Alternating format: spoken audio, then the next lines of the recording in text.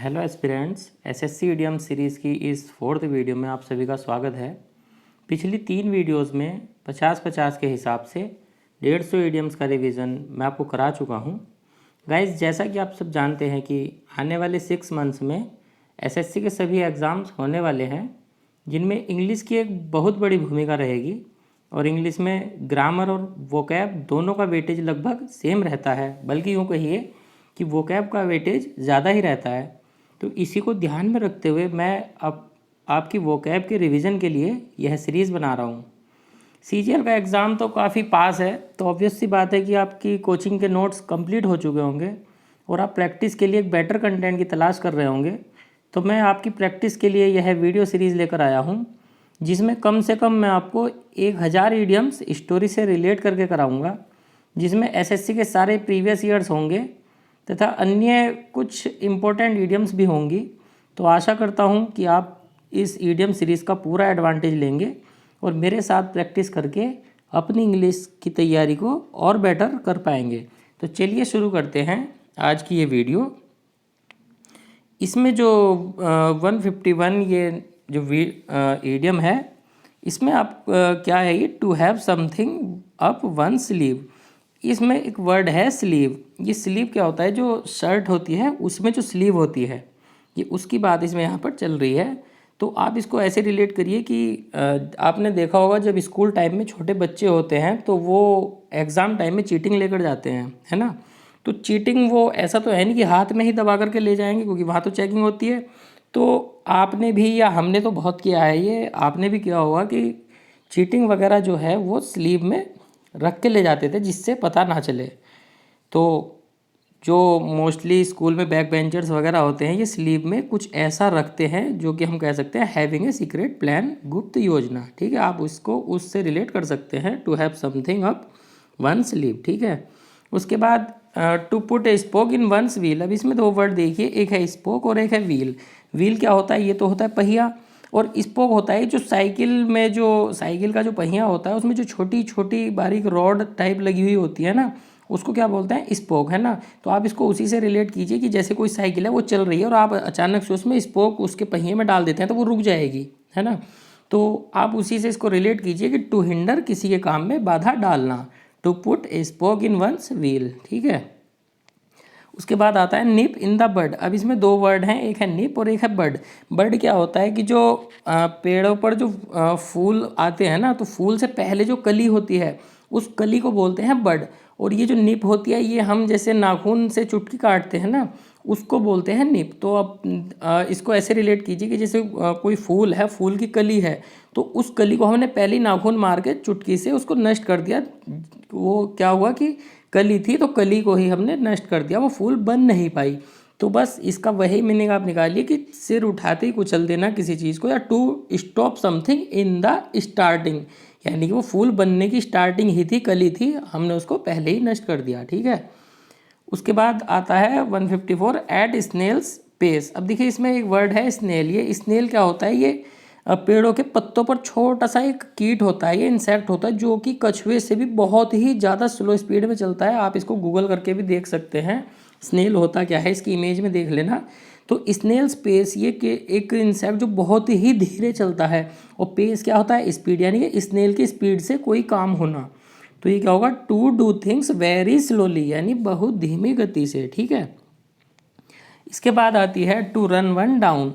अब इसमें भी देखिए आप, रन वन डाउन यानी किसी को, ये वर्ड है डाउन, नीचा दिखाने से ही इसका मतलब है टू रन वन डाउन।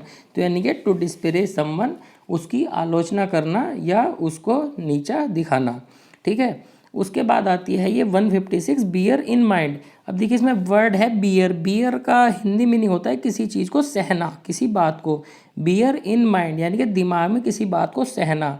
तो होगा क्या कि दिमाग में सहने का मतलब क्या है? याद रखना, उस बात को याद रखना, स्मरण रखना। ठीक है, उसके बाद आती है 157 ए मैन ऑफ लेटर्स। अब देखिए लेटर्स क्या होते हैं? जो पत्र लेटर हमारे आते हैं। और मैन ऑफ लेटर्स को आप सीधे सीधे ये मत समझ लीजिए कि ये डाकिया की बात हो रही है, क्योंकि पत्र तो लेटर वही लाता है।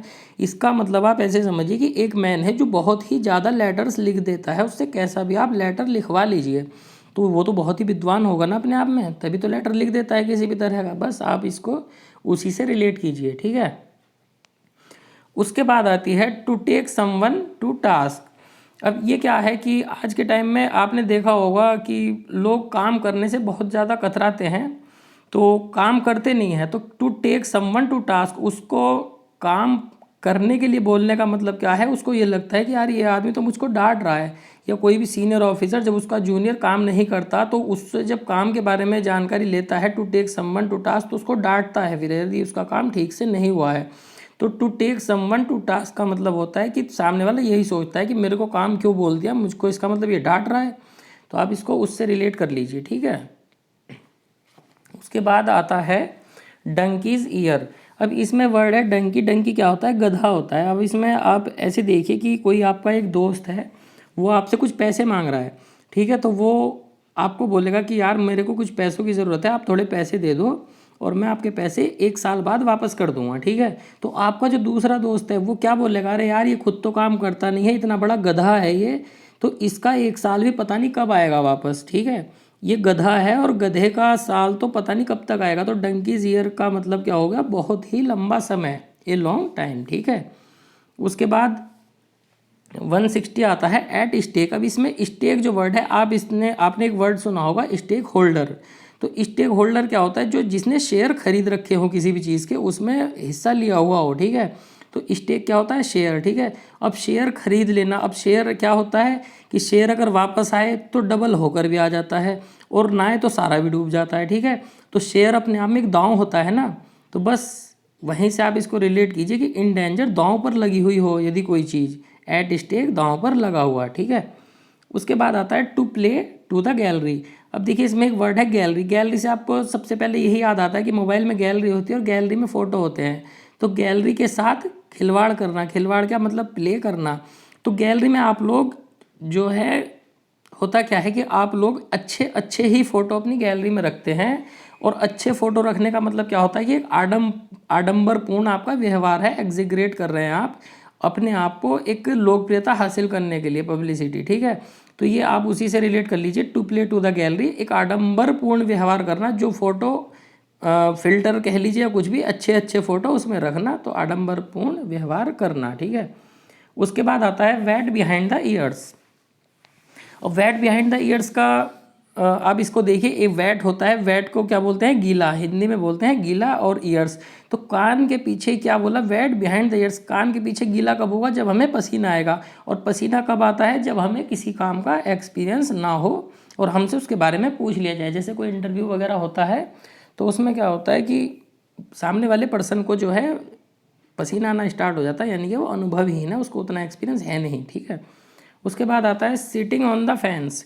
अब देखिए इसमें एक वर्ड है फैंस। फैंस का मतलब क्या होता है, फैंस का मतलब जैसे बॉर्डर पे जो तार की जो बाड़ की हुई होती है ना, दो देशों का जो बॉर्डर, जैसे इंडिया पाकिस्तान का है, तो उसमें तार की एक बाड़ की हुई होती है, एक बेड़ा बनाया हुआ होता है, उसको बोलते हैं फैंस। तो सिट ऑन द फैंस का मतलब क्या होता है कि दोनों देशों के बॉर्डर पे फैंस पर बैठना, कि ना ही उस देश के बारे में, उस देश का पक्ष लेना, ना ही इधर वाले देश का पक्ष लेना, बीचों बीच बैठना, तो यानी कि किसी का पक्ष ना लेना। आप इसको ऐसे ही याद कर सकते हैं, ठीक है। उसके बाद आता है कैपिटल पनिशमेंट। कैपिटल पनिशमेंट आपने बहुत सुना होगा कि कैपिटल पनिशमेंट का मतलब क्या होता है, डेथ सेंटेंस, मृत्यु दंड, ठीक है। उसके बाद आता है to have not a leg to stand on. अब देखिए स्टैंड तो खड़े होना होता है और लेग होता है पैर। To have not a leg to stand on यानी कि खड़े होने के लिए पैर ना होना, ठीक है। तो पैर ना होना का क्या मतलब होता है, अनेबल टू प्रूव और explain why something is reasonable. तो जब हमारे पास खड़े होने के लिए पैर ही नहीं है तो हम क्या प्रूव कर पाएंगे, कुछ भी नहीं कर पाएंगे कि सामने वाली चीज़ रीजनेबल क्यों है। जब हमारे खुद के पास खड़े होने के लिए पैर नहीं है तो हम क्या उसको रीजनेबल बता पाएंगे, कैसे प्रूव कर पाएंगे, ठीक है। तो आप इसको ऐसे रिलेट कर सकते हैं, ठीक है। इसके बाद आता है a man in the street. अब देखिए स्ट्रीट, इसमें स्ट्रीट क्या होता है, सड़क होता है। ये पहली वीडियो में भी आ चुकी है ये इडियम, कि सड़क पर चलने वाला जो आदमी होता है वो क्या होता है, वो तो एक आम इंसान ही होता है, क्योंकि जो बड़े बड़े लोगों का होता है वो तो काफिला होता है, गाड़ियों से वो लोग जाते हैं। एक आम आदमी ही मैन इन द स्ट्रीट होता है, ठीक है। उसके बाद आता है ब्लड रनिंग कोल्ड। अब ब्लड रनिंग कोल्ड का मतलब क्या है कि जैसे बोलते हैं, हिंदी में बोलते हैं गर्म खून वाले को बहुत जल्दी गुस्सा आता है, बट ये जस्ट उसका उल्टा है, ब्लड रनिंग कोल्ड, ठंडा खून। यानी कि एक तो होता है जो जिसको गुस्सा बहुत आता है, और एक होता है उसका अपोजिट जो बहुत ही घबराया हुआ होता है, बिकम वेरी फ्राइटेंड, ठीक है। उसके बाद आता है 168 प्लेइंग टू द गैलरी। अब देखिए ये फिर से रिपीट हो गया, अभी मैंने बताया था कि प्लेइंग टू द गैलरी वही की लोकप्रियता प्राप्त करने के लिए आडंबरपूर्ण व्यवहार करना, यानी कि उस गैलरी में अच्छे अच्छे फोटो लगाना, ठीक है। Come out of one cell. अब ये सेल जो वर्ड है ये क्या होता है कि जैसे कछुआ वगैरह, ये मैंने स्नेल का भी एग्जाम्पल दिया था, सेल के अंदर रहना होता है। तो जैसे शंख होता है, वो शंख जैसा एक सीप होता है, उसको सेल बोलते हैं। अब उसके अंदर कुछ भी रहता हो तो वो हमें दिखेगा नहीं। अब come out of one cell, वो उस सेल से बाहर निकल कर कोई इंसेक्ट आता है तो वो अचानक से ही हमारे सामने आएगा ना, तो हो सकता है हम उससे डर जाएं। तो बस आप इसी से रिलेट कर लीजिए, come out of one cell to appear suddenly, ठीक है। उसके बाद आता है ले डाउन आर्म्स। अब आर्म्स क्या होता है, ये होता है हथियार, और ले डाउन्स का मेन ग्रामर में भी ये वर्ड आता है, इसका मतलब होता है नीचे रख देना। ले डाउन आर्म्स यानी कि हथियार डाल देना। तो हथियार डालने का मतलब क्या होता है, आत्मसमर्पण करना या सरेंडर कर देना, ठीक है। उसके बाद आता है making hay while the sun shines. अभी जो हे वर्ड है HAY, इसका मतलब होता है सूखी घास।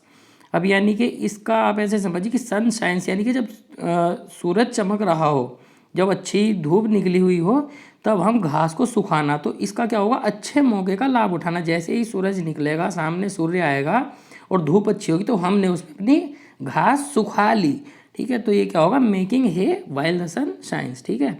उसके बाद आता है a live wire. Live wire क्या है, वायर होता है तार, और लाइव का मतलब तो तभी होगा, वो लाइव तो तभी होगा ना जिस काम के लिए वो बना है वो काम कर रहा होगा, यानी कि उसमें करंट चल रहा होगा। तो बस वहीं से आप इसको याद रखिए कि लाइवली एंड एक्टिव, जिंदा दिल और जोशीला व्यक्ति, इसमें लगा दिया, ठीक है। तो तार के बारे में, लाइव वायर के बारे में ये भी बोला जाता है कि वायर में करंट होना ही चाहिए, वरना तार पे लोग अक्सर कपड़े सुखा दिया करते हैं, ठीक है। बियर विद, बियर का फिर से वही है, ग्रामर में भी ये वर्ड आएगा आपके सामने कि बियर का मतलब होता है ग्रामर में सहन करना, ठीक है। Give vent to. अब ये जो वेंट है VENT, इस वर्ड का जो एग्जैक्ट मीनिंग क्या है कि जो वोल्केनो ज्वालामुखी होता है ना, तो उसमें जो लावा बाहर निकलता है, तो वो जिस रास्ते से बाहर आता है उस रास्ते को हम बोलते हैं वेंट, VENT। तो अब मैं देखो उस बात को एक जोर देकर बोल रहा हूँ ना कि वो लावा बाहर आएगा, तो जब वो बाहर आएगा तभी तो उस पर कोई जोर देगा, उसको एम्फेसाइज करेगा कि हाँ ये लावा बाहर आया है। तो हमारे अंदर जो बात छिपी है, जब हम उसको एक वेंट देंगे, रास्ता देंगे, तभी तो वो हमारे मुंह से बाहर निकलेगी, तभी तो हम उस पर जोर देंगे। तो बस आप इसको उसी से याद रखिए कि गिव वेंट टू, किसी बात को अपने अंदर से बाहर निकालना, वेंट उसको देना, यानी कि टू एम्फेसाइज, ठीक है। उसके बाद आता है कॉक एंड बुल स्टोरीज। अब इसमें एक वर्ड है कॉक, एक है bull. Cock and bull stories, cock का मतलब होता है मुर्गा और बुल होता है बैल, यानी कि सांड। आपने कहीं भी किसी भी क्रिएचर्स की यारी दोस्ती की बात सुनी होगी, बट कभी मुर्गे की और बैल की दोस्ती नहीं सुनी होगी। अब आपसे कोई बोलने लगे कि यार हमारे पास एक मुर्गा है, एक हमारे पास बैल है, दोनों में बहुत गाढ़ी यारी है, तो आप सोचोगे कि यार ये हमने तो आज तक कभी ऐसा सुना नहीं कि मुर्गे की और बैल की यारी होती होगी, तो यार ये तो फालतू की मनगढ़ंत कहानी हो गई है ना। तो बस आप इसको यहीं से याद रखिए कि मनगढ़ंत कहानी, एब्सर्ड एंड अनलाइकली स्टोरीज। इसका एक और आता है कॉन्कॉक्टेड स्टोरीज, जो इसका अदर मीनिंग होता है, ठीक है। उसके बाद है बटन वंस लिप्स। अब ये आपको समझ में आ रहा होगा कि लिप्स क्या होता है, होठ होते हैं। अब किसी के होठ को सिलकर उसमें बटन लगाने का मतलब क्या होता है कि यानी कि होठ खुलेंगे नहीं, और जब होठ खुलेंगे नहीं तो पर्सन जो है वो बोल नहीं पाएगा। तो बस यहीं से इसका मीनिंग रिलेट कर लीजिए, स्टॉप टॉकिंग यानी कि चुप हो जाना, बटन वंस लिप, चुप हो जाना, ठीक है। उसके बाद आता है स्टैंड ऑन फीट। अभी तो आपको पढ़ते ही समझ में आ गया होगा कि अपने पैरों पर खड़े हो जाना, और पैरों पर खड़े हो जाना कब बोलते हैं हम, टू बी इंडिपेंडेंट, यानी कि आत्मनिर्भर होना, ठीक है। उसके बाद आता है हमारा ये इवनिंग ऑफ लाइफ। अब देखिए इवनिंग क्या होता है, इवनिंग शाम को बोलते हैं। इवनिंग ऑफ डे क्या होता है, इवनिंग ऑफ डे होता है यानी कि शाम। और इवनिंग ऑफ लाइफ क्या होगा, यानी कि लाइफ का भी जो लास्ट वाला स्टेज होगा तो वो क्या होगा, ओल्ड एज, बुढ़ापा, ठीक है। उसके बाद आता है ये ओवर हेड एंड ईयर्स। अब देखिए एक तो इसमें था टर्न डीफ ईयर, ऐसा ही था वो कि बहरे हो जाना, बिल्कुल अनसुना कर देना। बट अब डीफ ईयर ना के अब आया है हमारे पास हेड एंड ईयर्स, यानी कि जिस बात को कानों में तो डालना ही है। हेड के अंदर क्या होता है, हेड के अंदर होता है हमारा ब्रेन, माइंड, यानी कि हेड के, जैसे हिंदी में बोलते हैं ना कि खोपड़ी के अंदर डाल लो इस बात को, ठीक है। तो ये खोपड़ी वही वर्ड है कि कानों में तो डालना है इस बात को, खोपड़ी के अंदर भी डाल लो, तभी आपको ये लगेगा कि हाँ हमारी बात इस बंदे ने सुनी है पूर्णतः, कंप्लीटली, ठीक है। वहाँ से आप इस इडियम को रिलेट कीजिए, ठीक है। उसके बाद आता है to call it a day.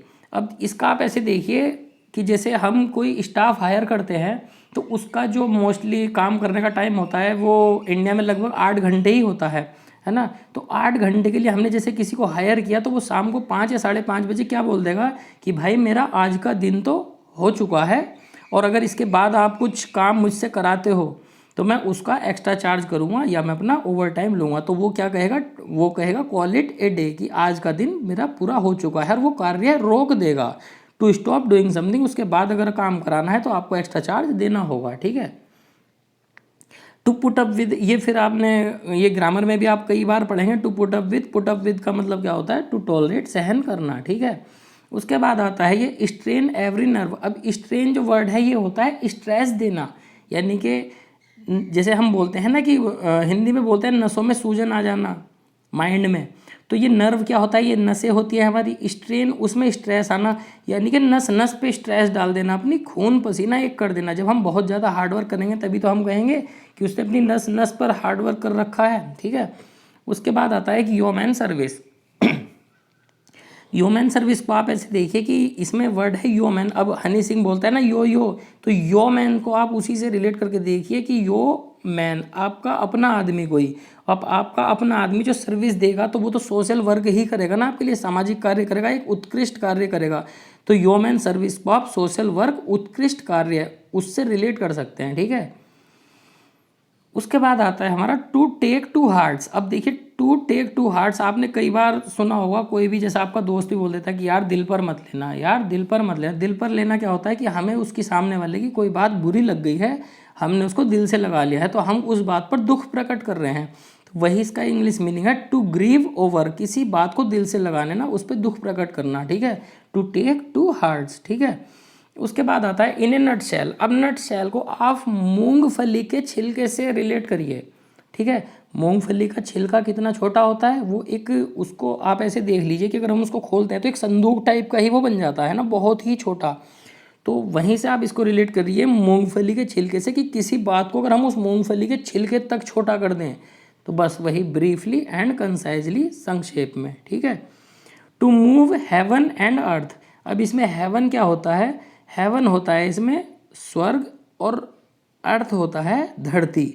अब स्वर्ग और धरती दोनों को हिला देना, है ना, स्वर्ग और धरती, टू मूव, दोनों को मूव कर देना, यानी कि टू ट्राई एवरीथिंग पॉसिबल, जितना हो सके उतना ज़्यादा कर देना। यानी कि कोई कहता है कि मैं तो आकाश पाताल एक कर दूंगा, ज़मीन आसमान एक कर दूंगा, तो बस यही है कि टू ट्राई एवरीथिंग, जो पॉसिबल हो सके सारा कुछ एफर्ट करके देख लेना, to move heaven and earth, ठीक है। उसके बाद आता है to take someone for a ride. अब आपको पता है आज के टाइम में पेट्रोल कितना महंगा है, ठीक है। राइड का मतलब क्या है, राइड बोलते हैं हम, ड्राइव बोलते हैं जो 4 व्हीलर को ड्राइव करते हैं, और राइड बोलते हैं हम जो 2 व्हीलर को चलाते हैं, ठीक है। घोड़े के लिए भी हॉर्स राइडिंग वर्ड आता है, और 2 व्हीलर के लिए भी राइडिंग वर्ड आता है। अब कोई हमसे कहने लगे to take someone for a ride, कि मैं आपको एक राइड पर लेकर चलूँगा, लॉन्ग राइड पर, बाइक पर, तो यानी कि पेट्रोल इतना महंगा हो रहा है, वो फिर भी कह रहा है कि मैं आपको एक राइड पर ले, इसका मतलब क्या है कि वो आपको धोखा दे रहा है, कहीं ना कहीं उसका इसमें कुछ स्वार्थ छिपा है। तो आप इसी से इसको रिलेट कर लीजिए, to take someone for a ride, कि किसी को राइड के नाम पर धोखा देना, ठीक है, उसको चीट करना। उसके बाद आता है एज डेफ्ट एज ए ब्रश। ये डेफ्ट जो वर्ड है इसका सीधे सीधे मीनिंग है बेहद मूर्ख होता है या बेवकूफ़, और इसका सिनोनियम आ जाएगा ये एक्सट्रीमली सिली। इसको तो आप सीधे सीधे याद कर सकते हैं, ठीक है।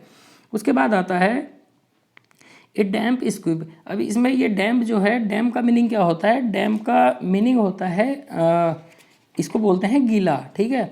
और गीला, और जो इसमें स्क्विब जो वर्ड आता है, ये स्क्विब का मतलब क्या होता है, वो होता है दिवाली पे जो हम एक फूलझड़ी जलाते हैं ना, जो छोटे बच्चे फूलझड़ी जलाते हैं, अब डैम का मतलब गीला और स्क्विब का मतलब हो गया फूलझड़ी, यानी ये फूलझड़ी जो है उस पर किसी ने पानी डाल दिया है, ठीक है। तो अब वो गीली हो गई, अब तो वो जलेगी नहीं, तो उससे क्या होगा, वो पानी डालने के बाद हमें बहुत ज़्यादा डिसअपॉइंटिंग रिजल्ट मिलेगा, यानी कि एक बहुत ज़्यादा निराशाजनक परिणाम मिलेगा, ठीक है। उसके बाद आता है टू बाइट द डस्ट। अब बाइट मीन्स क्या होता है, खाना, और डस्ट का मतलब होता है धूल, यानी कि धूल को खाना या धूल को चाटना। अब हिंदी में आपको पता है कि धूल चटाना या धूल चाटने का मतलब हारने या हराने से होता है। तो to bite the dust, to be defeated, धूल चाटने का मतलब पराजित हो जाना, ठीक है। उसके बाद आता है टू ब्रेक द आइस।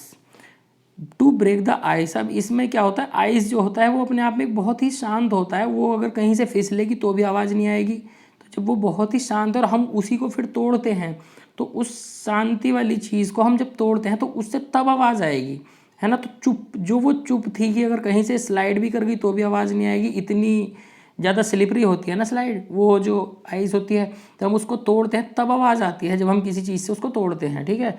तो वहीं से आप इसको याद रखिए, चुप्पी तोड़ना, टू ब्रेक द आइस, चुप्पी तोड़ना, ठीक है। उसके बाद आता है to be in a fix. अब देखिए फिक्स जो वर्ड है ये फिक्सिंग से याद करिए, और फिक्सिंग कहाँ पर होती है, अक्सर स्पोर्ट्स में आपने सुना होगा कि स्पोर्ट्स में, गेम्स में जो फिक्सिंग होती है, कई बार आपने सुना होगा न्यूज़ वगैरह में, या लोग आरोप लगा देते हैं ऐसा कि आईपीएल में भी फिक्सिंग होती है, या उस मैच में फिक्सिंग थी, या उसमें फिक्सिंग थी।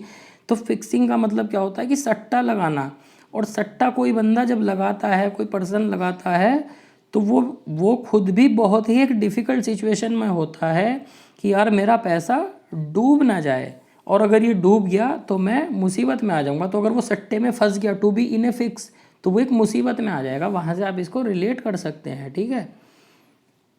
उसके बाद आता है कोल्ड कंफर्ट। कोल्ड कंफर्ट का मतलब क्या होता है, आप इसको ऐसे रिलेट करिए जैसे कि आपके पास कोई कार है, गाड़ी है, उसके अंदर एसी जो है उसका ऑन है, और आप उसके अंदर बैठे हुए हैं, और बाहर का जो मौसम है वो बहुत ज़्यादा गर्म है।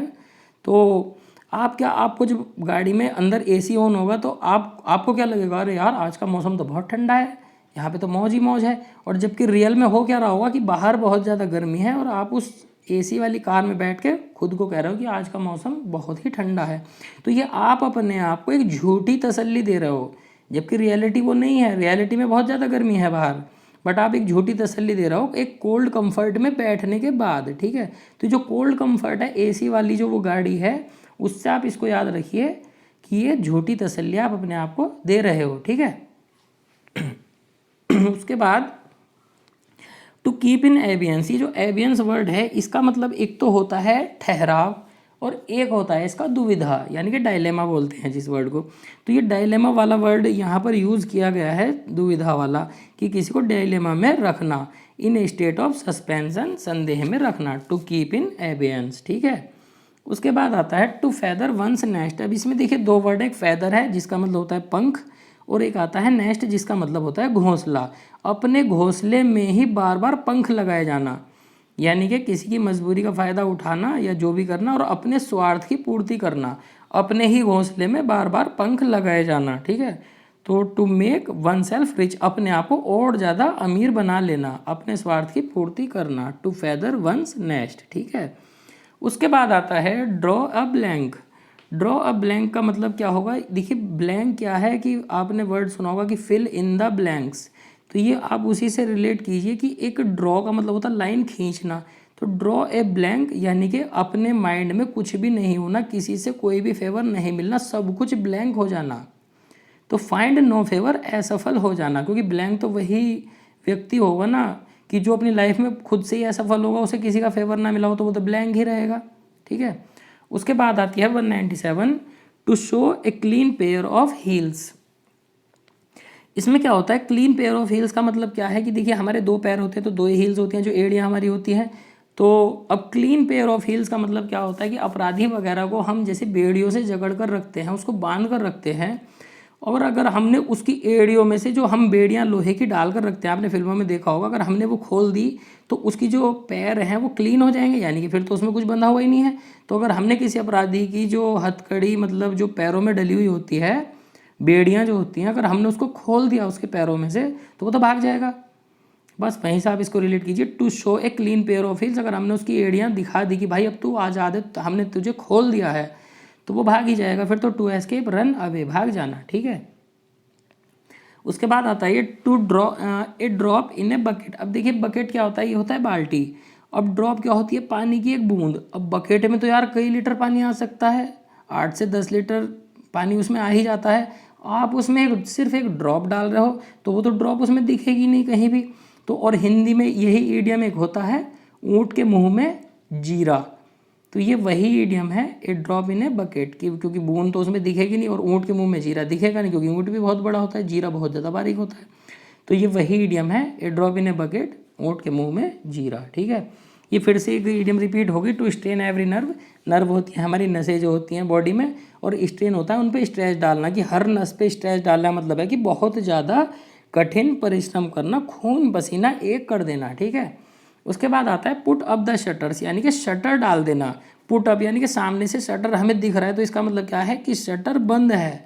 और शटर बंद कब होता है, जब वो दुकान या वो जो भी बिजनेस है वो बंद हो चुका है। तो put up the shutter, shutters को सामने से पुट अप करके दिखाना। तो शटर्स को दिखाना मतलब go out of business, business को बंद कर देना, स्थायी रूप से व्यवसाय को बंद कर देना। तो गाइज ये थी आज की ईडियम्स, जो कि 200 ईडियम्स आज की इस वीडियो तक पूरी हो चुकी हैं।